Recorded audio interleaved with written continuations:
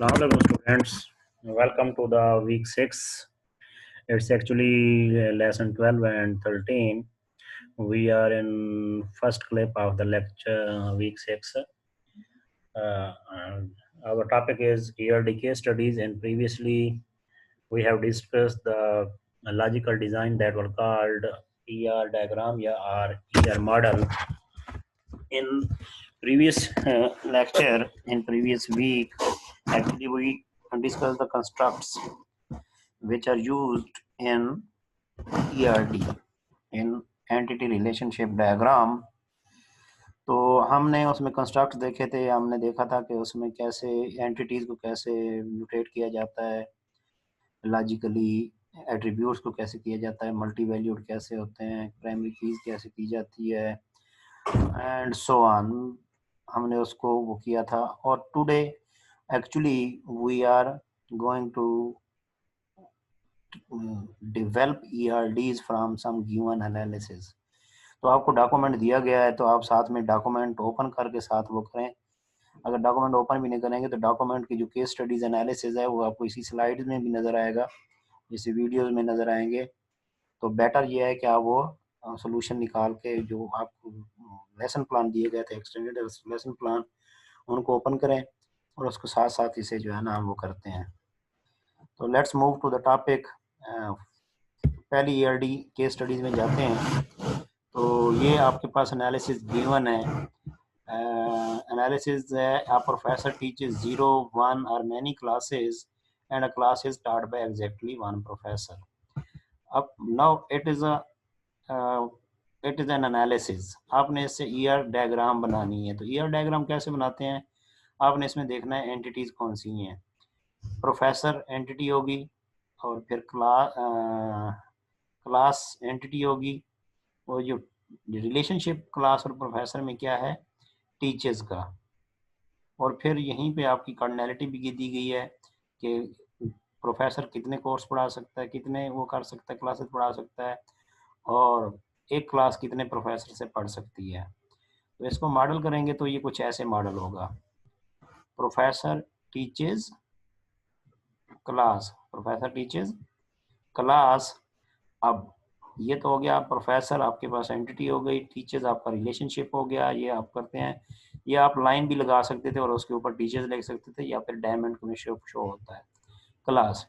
Now we have to set the cardinality. ये cardinality यहाँ पे भी होगी, यहाँ पे भी होगी. अब प्रोफेसर टीचर्स 0, 1 और मैनी. आपको मैंने बताया था लास्ट लेक्चर में, हमने डिस्कस किया था कि आपकी जो कार्डिनैलिटी है, यहाँ पे लगता है 0, 1 और मैनी 3 कार्डिनैलिटीज दी गई हैं, लेकिन आपके पास 2 ही होती हैं, मिनिमम और मैक्सिमम. तो अगर ये 0, 1 और मैनी को आप डिस्कस करेंगे तो आपके पास मिनिमम कितनी होगी, 0, और मैक्सिमम कितनी होगी, मैनी. तो आपके पास प्रोफेसर टीच क्या कर सकता है, 0 और मैनी हो सकती है. तो ये आपके पास क्या हो गई, ऑप्शनल मैनी कार्डिनैलिटी लग गई. And a class is start by exactly one professor. Exactly one का मतलब होता है वन एंड ओनली वन. तो क्लास कैसे पढ़ती है, एग्जैक्टली वन, मिनिमम भी वन, मैक्सिमम भी वन. तो अब ये देखें, ये लाइन थी, एनालिसिस गिवन था, उससे हमने ये ERD बनाई. नेक्स्ट हम इसी में मूव करते हैं. तो अब नेक्स्ट लाइन पे आए. तो अब नेक्स्ट लाइन क्या है, आ कोर्स में जनरेट 0, 1 और मैनी क्लासेस. कोर्स एक एंटिटी बन गई. कोर्स क्लास पहले लिखी हुई थी, तो कोर्स और ये क्लास एंटिटी बन गई. फिर क्या है, में जनरेट. अब इनमें रिलेशनशिप क्या है, जनरेट्स का. कोर्स में जनरेट 0, 1 और मैनी. तो कोर्स क्या है, 0, 1 और मैनी वही है. तो ये हो गई आपके पास option mandatory. And a class comes from exactly one course. Class comes from exactly one course. तो क्लास का क्या आ जाएगा, यहाँ पे एग्जैक्टली वन आ जाएगा. तो बड़ा सिंपल है. आपने क्या किया है, इस एनालिसिस को पढ़ें, इसमें एंटिटीज निकालें और फिर रिलेशनशिप देखें, और फिर आपने क्या करनी है, ये कार्डिनैलिटी डालनी है. और एट्रीब्यूट भी गिवन होते हैं, तो एट्रीब्यूट होंगे तो यहाँ पे ओवल में एट्रीब्यूट्स आ जाएंगे. प्राइमरी की गिवन होगी तो प्राइमरी की आ जाएगी, प्राइमरी की नहीं होगी तो फिर आप अजम्पशन करेंगे कि आपकी प्राइमरी की क्या है. अगर कोई कार्डिनैलिटी मिसिंग है तो वहाँ पे भी अजम्पशन कर लेंगे. तो एक और आपके पास है, अ class is held in one room but a room has at least one or many classes. Class held in room, class पहले बनी हुई थी, एंटिटी दोबारा नहीं बनानी, एक ही दफा बनेगी, क्लास हेल्ड इन रूम। तो क्लास कितने रूम में होती है? Class held in one room, एक ही रूम में हो सकती है, मैक्सिमम भी वन और मिनिमम भी वन। अगर क्लास होगी तो उसके रूम लाजमी चाहिए होगा, और एक से ज़्यादा रूम में क्लास नहीं हो सकती। ये यहाँ पे दिया गया है, हमें उससे कोई गर्ज नहीं है कि गलत है या ठीक है। और फिर उसने कहा है जी, but a room has at least one, कम अज़ कम एक और ज़्यादा हो सकता है। अब कम अज़ कम एक आपको वो चाहिए थी, रूम के लिए क्लास लाजमी है, तो इसीलिए एटलीस्ट वन। अब आपको लगे ये लॉजिकली गलत है तो आप इससे कोई कंसर्न नहीं है, आपको एनालिसिस गिवन है, you have to develop the diagram.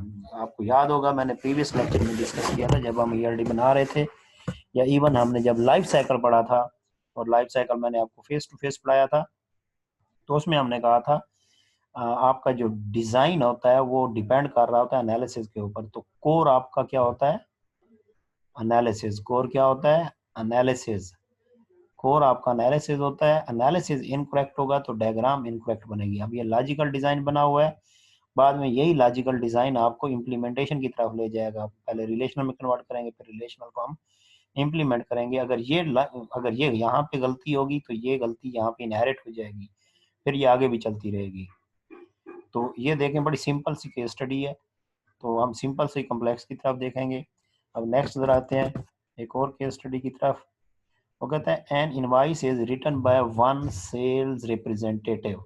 N invoice is written by one sales representative but a sales representative may or may not write any invoices.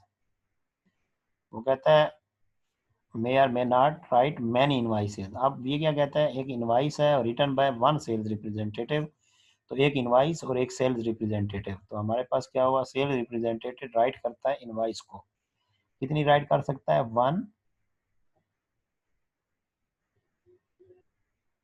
Right invoices, sales represented write. अब मे or may not है तो यहाँ पे आपका क्या आना चाहिए? ऑप्शनल आना चाहिए। और इनवाइस को कौन राइट करेगा?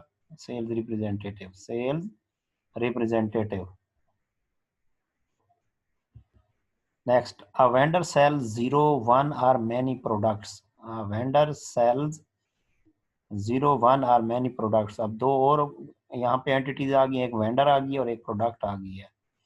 तो वेंडर सेल्स 0, 1 और मैनी प्रोडक्ट्स, 0, 1 और many products, and product is bought from only one vendor. ये सिर्फ एक से आएगी और ये आपके मैनी वो करेगा। तो दरमियान में रिलेशनशिप क्या है? सेल्स का। Next, an invoice has one और मैनी प्रोडक्ट्स।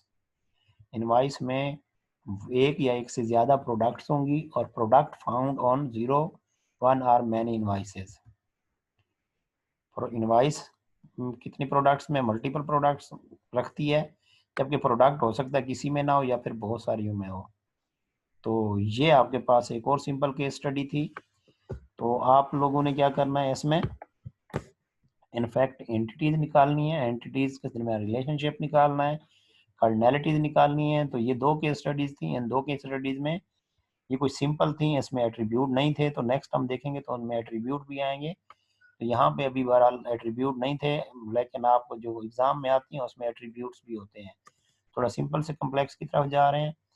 आपने अपने आप को सिंपल रखना है, कोई ज़रूरत नहीं है ज़्यादा एफिशिएंसी की। लाइन पढ़ें, पहली लाइन सपोज करें मैं यहाँ से रीड करना शुरू करता हूँ, एक सेंटेंस में जो मुझे वो मिली वो मैंने बना दी, क्या कहते हैं, एंटिटी बना दी। फिर एंटिटी को देखा, दोनों के दरमियान में उसने कोई रिलेशनशिप आपस में बनाया हुआ है, तो फिर रिलेशनशिप ड्रा कर दिया। फिर वहीं से आपको कार्डिनैलिटी मिलेगी, कार्डिनैलिटी ड्रा कर दी। अगर आपको कोई चीज़ मिसिंग है तो यहाँ पे एक क्या करेंगे, एक पोर्शन बना देंगे, लिखेंगे बड़ा बड़ा मार्कर से अजम्पशन, और फिर वो जो अजम्पशन, अगर यहाँ पे कोई चीज़ मिसिंग है तो अजम्पशन आपकी करेक्ट होगी। बस ये कोशिश करनी है कि लॉजिकल सेंसिबल सी करनी है, ये नहीं है कि अन्यवाद जो है ना वो करते रहें। तो आई होप थोड़ा बहुत कंसेप्ट क्लियर होगा। अभी हम दूसरे क्लिप में जाएंगे तो उसमें एक स्टडी और देखेंगे। फिर तीसरे, आज के 4 क्लिप हैं और चारों में आपकी क्या है, केस स्टडीज हैं। आपको जो है ना 2 इसमें हुई हैं, 2-3 अगले में होंगी, फिर एक एक की जो बड़ी केस स्टडीज हैं वो हम एक एक क्लिप में करेंगे। Thank you.